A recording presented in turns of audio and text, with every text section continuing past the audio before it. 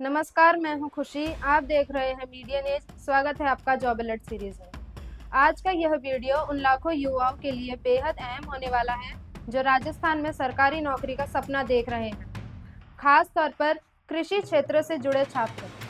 आज हम विस्तार से बात करेंगे RSSB यानी राजस्थान कर्मचारी चयन बोर्ड द्वारा निकाली गई एग्रीकल्चर सुपरवाइजर रिक्रूटमेंट 2026 के बारे में। यह सिर्फ एक भर्ती नहीं है, बल्कि उन युवाओं के लिए एक टर्निंग पॉइंट हो सकता है जो सालों से BSc एग्रीकल्चर करने के बाद सही मौके का इंतजार कर रहे हैं। अक्सर ऐसा देखा जाता है कि कृषि स्नातक पढ़ाई पूरी करने के बाद यह समझ नहीं पाते कि आगे क्या करें, प्राइवेट नौकरी, कम सैलरी या फिर दोबारा किसी और परीक्षा की तैयारी। ऐसे में एग्रीकल्चर सुपरवाइजर की यह भर्ती एक क्लियर डायरेक्शन देती है। सबसे पहले यह समझना जरूरी है कि एग्रीकल्चर सुपरवाइजर आखिर करता क्या है। बहुत से लोग इसे सिर्फ एक सरकारी पद समझते हैं, लेकिन हकीकत यह है कि यह पद सीधे किसानों, खेती और सरकारी योजनाओं से जुड़ा होता है। एग्रीकल्चर सुपरवाइजर का काम सिर्फ फाइलें भरना नहीं, बल्कि गांव-गांव जाकर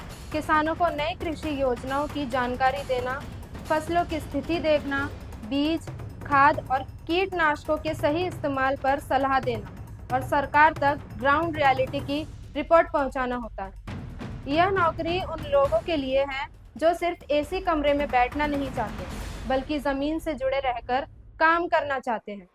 RSSB ने इस भर्ती का नोटिफिकेशन 6 जनवरी 2026 को जारी किया है और आवेदन प्रक्रिया 13 जनवरी से शुरू होकर 11 जनवरी 2026 तक चलेगी। यहाँ सबसे अहम बात यह है कि आवेदन सिर्फ ऑनलाइन माध्यम से ही किए जाएंगे, वह भी RSSB की आधिकारिक वेबसाइट के जरिए।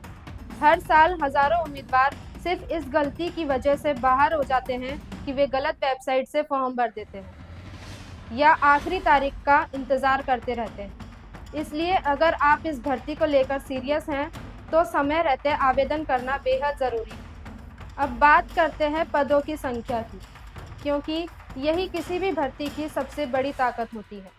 इस बार कुल 1100 पद निकाले गए हैं, जो अपने आप में एक बड़ी संख्या है। इनमें 944 पद नॉन शेड्यूल्ड एरिया के लिए और 156 पद शेड्यूल्ड एरिया के लिए आरक्षित हैं। शेड्यूल्ड एरिया से आने वाले उम्मीदवारों को यह ध्यान रखना होगा कि उनके पास वैध क्षेत्रीय प्रमाण पत्र होना चाहिए, क्योंकि बाद में डॉक्यूमेंट वेरिफिकेशन के समय इसी आधार पर पात्रता तय की जाए।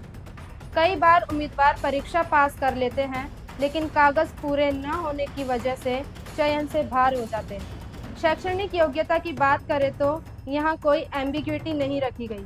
केवल वही उम्मीदवार योग्य माने जाएंगे जिनके पास BSc एग्रीकल्चर या BSc एग्रीकल्चर हॉर्टिकल्चर की डिग्री है। सामान्य BSc, BA या BCom वाले छात्र इस भर्ती के लिए एलिजिबल नहीं हैं, चाहे उन्होंने कितनी भी मेहनत क्यों न की हो। इसलिए यह भर्ती खास तौर पर एग्रीकल्चर बैकग्राउंड वाले छात्रों के लिए डिज़ाइन की गई है। यही वजह है कि कंपटीशन थोड़ा फोकस्ड होगा, लेकिन इसका मतलब ये नहीं कि आसान होगा। सही तैयारी यहाँ सबसे बड़ा फैक्टर बनेगी। उम्र सीमा की बात करें तो न्यूनतम आयु 18 वर्ष और अधिकतम 40 वर्ष रखी गई है। आरक्षित वर्गों को सरकार के नियमानुसार आयु में छूट दी जाएगी, लेकिन उम्मीदवारों को यह ध्यान रखना होगा कि उनकी उम्र की गणना निर्धारित कट ऑफ डेट के अनुसार की जाएगी। कई बार 1-2 महीने की गलती भी उम्मीदवार को बाहर कर देती है, इसलिए फॉर्म भरते समय जन्म तिथि जरूर क्रॉस चेक करें। अब आते हैं आवेदन शुल्क पर। जनरल और OBC वर्ग के उम्मीदवारों के लिए शुल्क 600 रुपये रखा गया, जबकि SC, ST, EWS और दिव्यांग उम्मीदवारों के लिए यह 400 रुपये है। भुगतान ऑनलाइन माध्यम से होगा और यह नॉन रिफंडेबल रहेगा। इसलिए फॉर्म सबमिट करने से पहले यह सुनिश्चित कर लें कि आप एलिजिबिलिटी क्राइटेरिया को पूरा करते हैं। आवेदन के दौरान अपलोड किए जाने वाले दस्तावेज जैसे फ़ोटो, सिग्नेचर और शैक्षणिक प्रमाण पत्र स्पष्ट और सही फॉर्मेट में होने चाहिए। चयन प्रक्रिया की बात करें तो यह भर्ती खास इसलिए भी महत्वपूर्ण है क्योंकि इसमें किसी भी प्रकार का इंटरव्यू नहीं होगा। पूरा चयन लिखित परीक्षा और मेरिट के आधार पर किया जाएगा। इसका मतलब यह है कि सिलेक्शन पूरी तरह आपकी तैयारी पर निर्भर करेगा।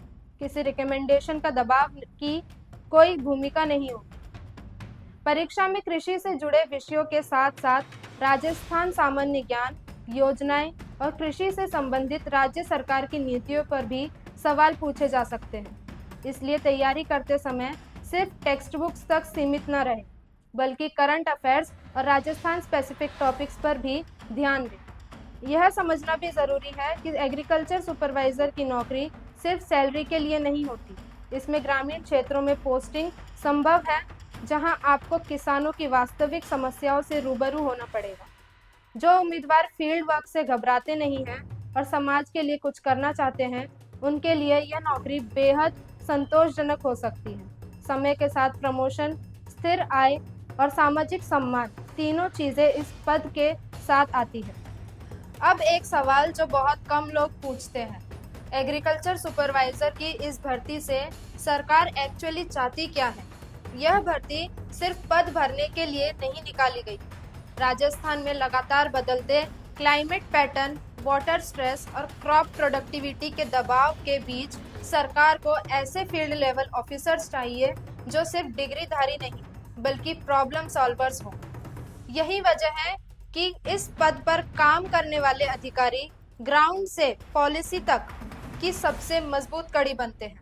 बहुत से उम्मीदवार यह सोचते हैं कि एग्रीकल्चर सुपरवाइजर की रोल ग्रोथ लिमिटेड होती है, लेकिन रियलिटी इससे अलग है। डिपार्टमेंटल एग्जाम्स, एक्सपीरियंस और परफॉर्मेंस के आधार पर आगे senior agriculture supervisor, assistant agriculture supervisor के जैसे रास्ते खुलते हैं।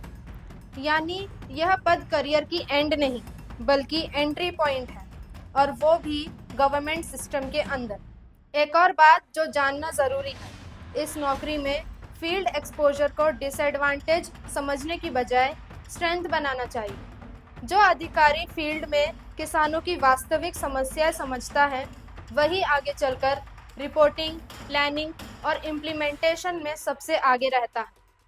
यही एक्सपीरियंस फ्यूचर प्रमोशंस और पोस्टिंग्स में आपको अलग पहचान देता है। अब अगर प्रिपरेशन की माइंडसेट की बात करें, तो यहाँ दिन भर पढ़ना नहीं, बल्कि राइट चीज़ पढ़ना ज़्यादा मायने रखता है।